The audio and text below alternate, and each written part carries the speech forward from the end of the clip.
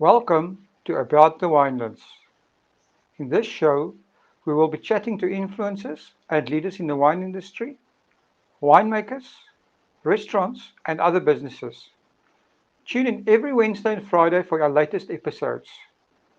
You will find us on YouTube, Spotify, Google Podcast, and Apple Podcast.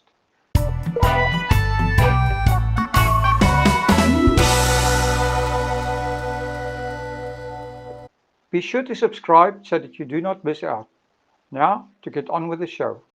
Today I'm talking to Laurie Cooper of Abingdon Estate. Good morning, Laurie. Good morning, Will. I'd love to hear a bit more about yourself and how you became involved in the wine industry.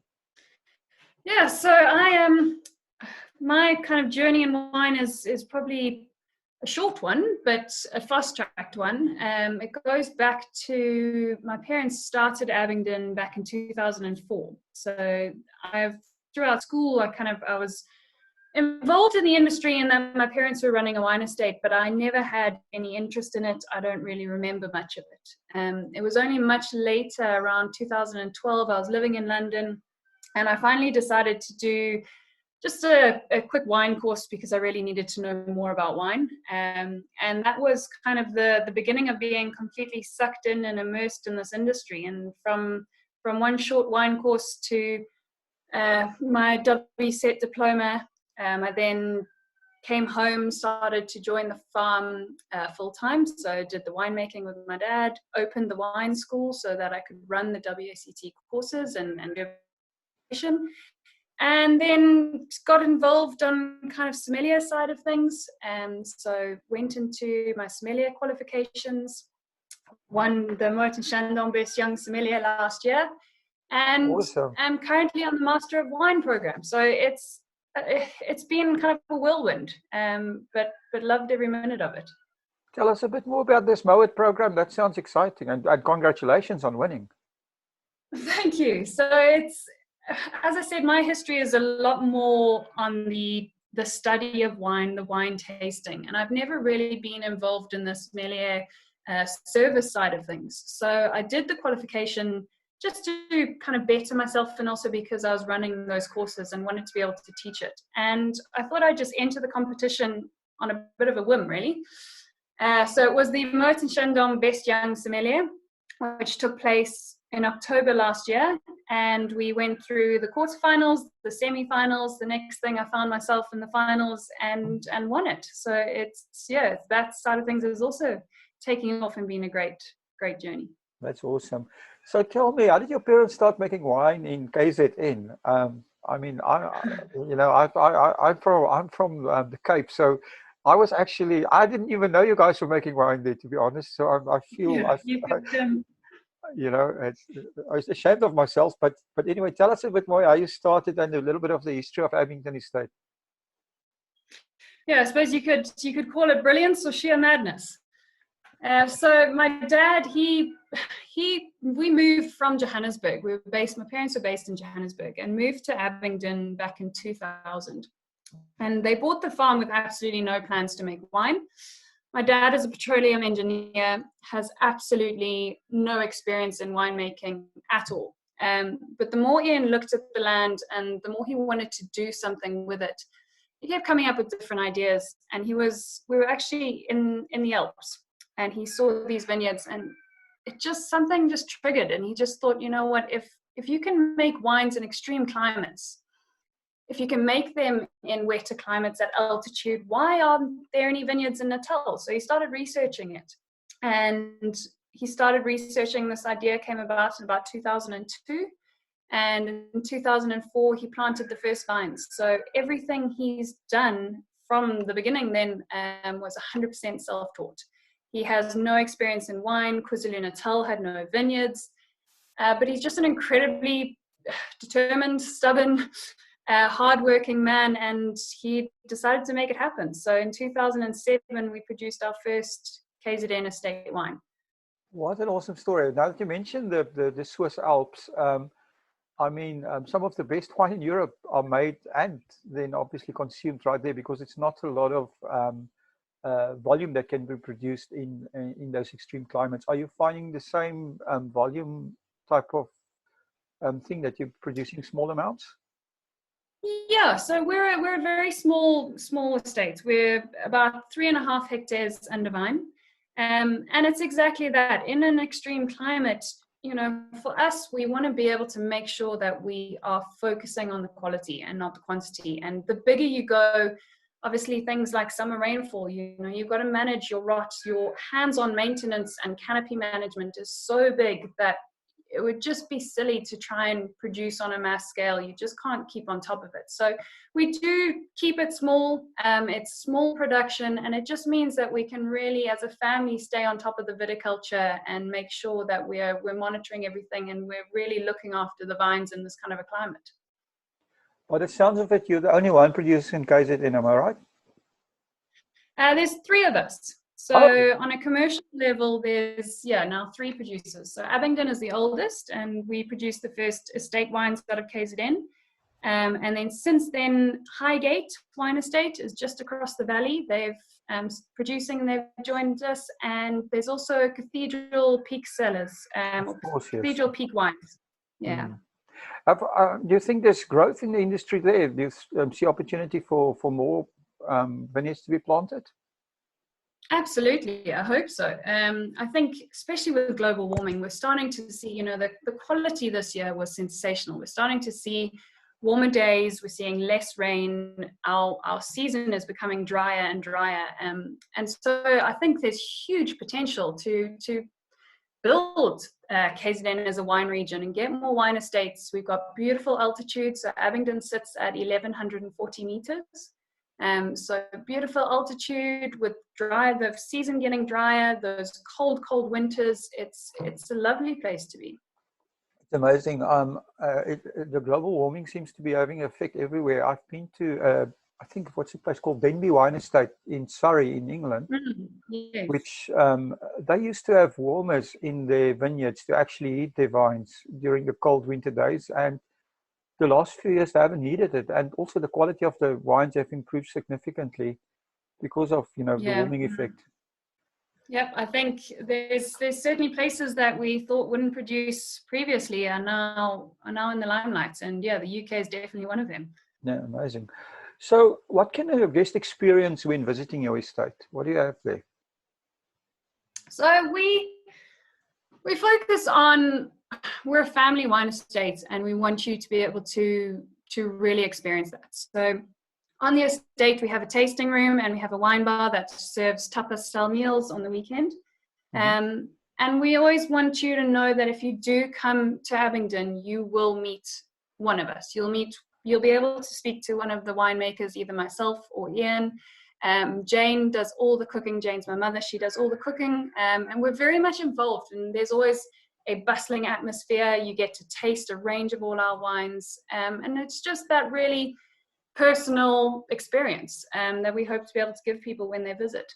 So the fact that you're calling it a wine bar beside the tasting room sounds to me like you almost there must be some locals coming, and it's almost a place where people come to hang out on weekends on a regular basis. Is this true?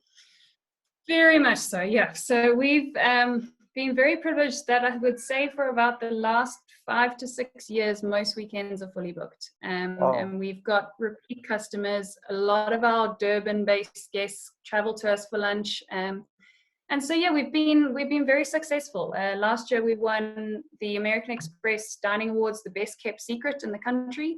And it's a great place that's always going to be busy and hopefully an experience. Amazing. So, Laurie, now to the important stuff. Tell us a bit more about the wines that you are making there. So we make for a small estate, we make a range of different wines from, MCC, although we don't call them Method Cup Classique, we call it a Method Traditionnel.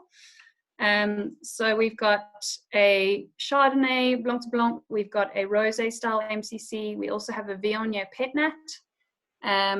In terms of the white wines, we have Sauvignon Blanc, Chardonnay, and Viognier.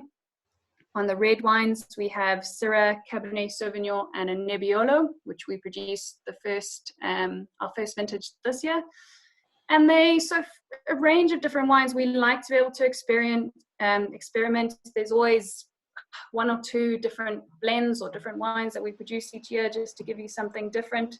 But we hope that they give you a uniquely KZN profile. So everything we do is 100% estate wines. It's all from the farms, and we want you to be able to hopefully taste that difference, to taste KZN wines, that continental aspect, that lovely fresh acidity, the elegance that comes with them. So we're never going to make a full-bodied, big, bold, rich style of Mediterranean style wine, but we do make something that's uniquely KZN.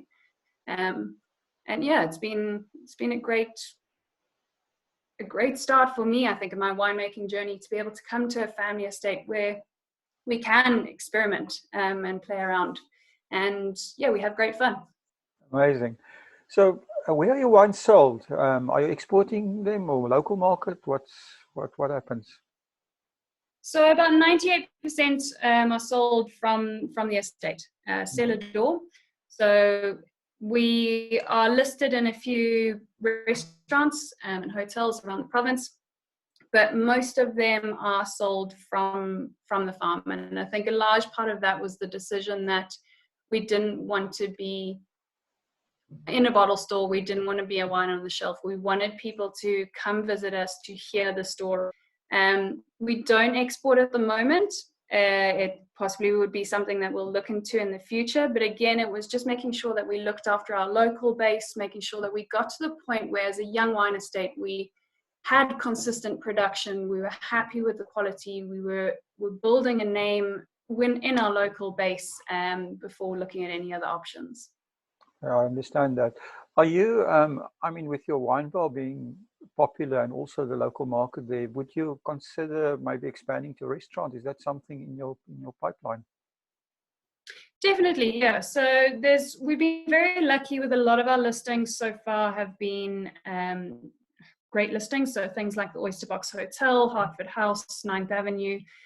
We've been able to be quite selective, which has been fantastic. And it's only really in this last year that we've managed to see out a full year with our wines. So previously they were selling out within 2-3 months, and we would spend most of the year with no wine. Wow. Which, as a wine estate, becomes a little difficult if people are coming to your tasting to taste your wines. There was one December was our busiest period of the year, and we closed. We had no wine. So a lot of it in previous years has also been just looking after the tasting room and making sure we have the stock so that people who visit the estate will be able to taste our wines. Going forward, now that we are slowly, the newer blocks are kicking in, we've got larger production, and we can start to look at those other options. The other producers, can you buy in from them, or are they also using their stock to full capacity? So as far as I'm aware, we're the only registered estate in KZN. So everything we do will be 100% from the farm. Okay. I know that I think, the others, Highgate, they still KZN, but they might have bought some grapes from, I think there's a Hilton vineyard. So it's still keeping it within KZN, but for us, we are 100% estate grown, and we will always keep it 100% estate grown. So both this year is a small harvest, and we wish we had more, but that's the way it is, and it will stay 100% Abingdon. So a small harvest is a small harvest. Laurie, now about this, the next thing looks like your baby, the KZN School of Wine. Can you tell us a bit more about that? So my original journey was all through the Wine and Spirit Education Trust in the UK, so WACT. And I went through to my diploma level when I moved home. And at the time I moved back, there was only one other school for WACT, which Kathy Marston's running in the Cape. And I really wanted to offer something on the East Coast, and to be able to offer the courses, which are wonderful courses, internationally recognized WACT wine courses. And I wanted to be able to bring that to KZN. So I decided to open the school, which was back in 2014, I think. And run a range of different classes so that we could offer wine courses in Natal, and to anyone. Just, I'm really passionate about wine education and just to be able to expand that. So yeah, the KZN School of Wine is run on the farm, and we run different courses from really fun, quick one-day courses through to the WSET level 3, a lot more intense courses.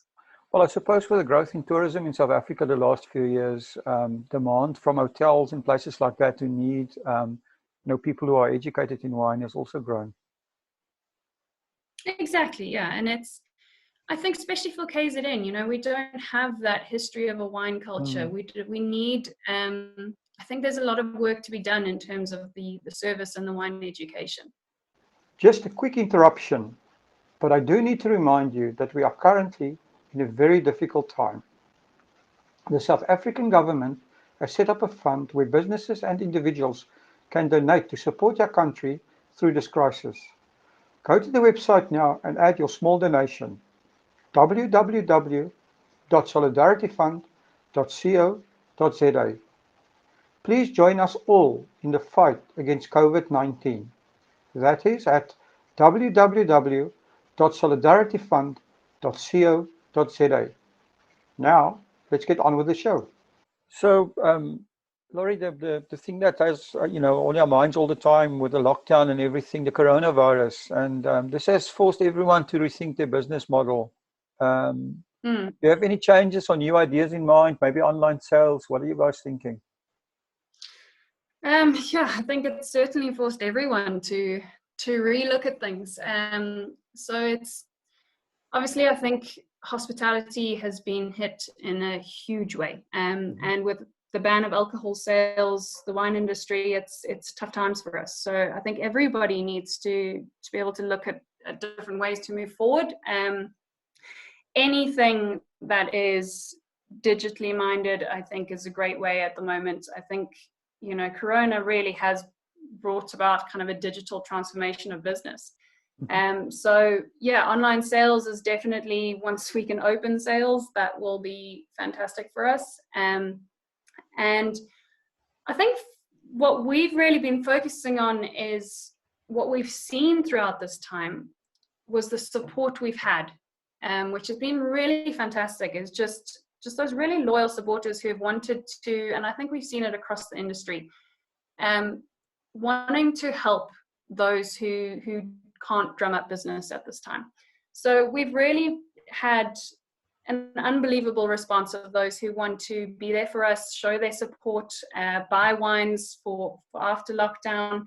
And a large part of our kind of ideas moving forward is also around how do we give back to these people? Because a lot of them have been with Abingdon since day one. They've bought our first vintage, they've been there and they keep buying. And I think we, as a family, we had a big discussion as to, right, when this is over, we need to find a way to give back, whether it's through wine clubs and invitation to events and verticals of our old vintages, and just being able to support those who've really shown their support, not only through this period, but also just from the beginning. And that's really humbling. That's been a really lovely kind of, in this period, which is not ideal, it's been really great to see. And so now it's just that, I think, is our ideas is right. It's time to give back.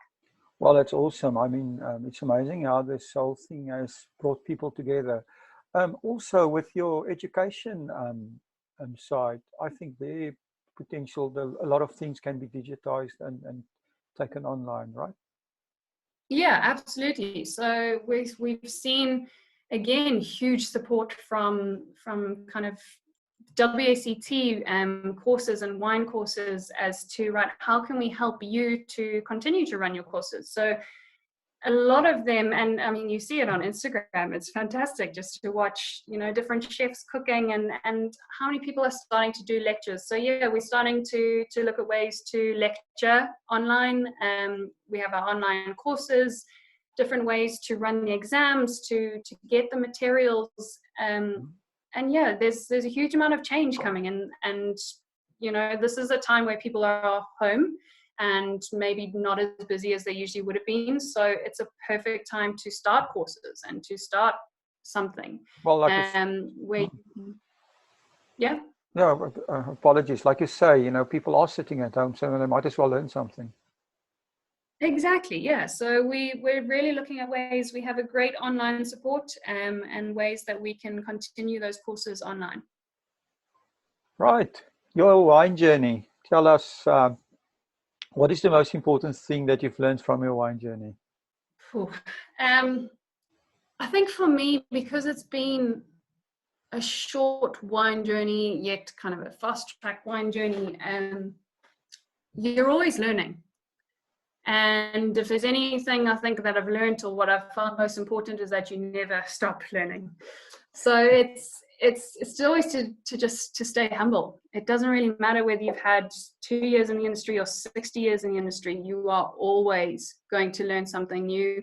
Something's going to be thrown at you. You never ever know enough. And I mean, especially in things like KZN, a new region, we are still learning every day. Every time we think, okay, we've got it, you learn something new. And the same thing with the courses. It's just every time I've done another qualification or I've finished another book, something else gets thrown at you. So I think it is really a way of teaching you to stay humble, because this is a lifetime journey. I don't think I'm ever going to know enough.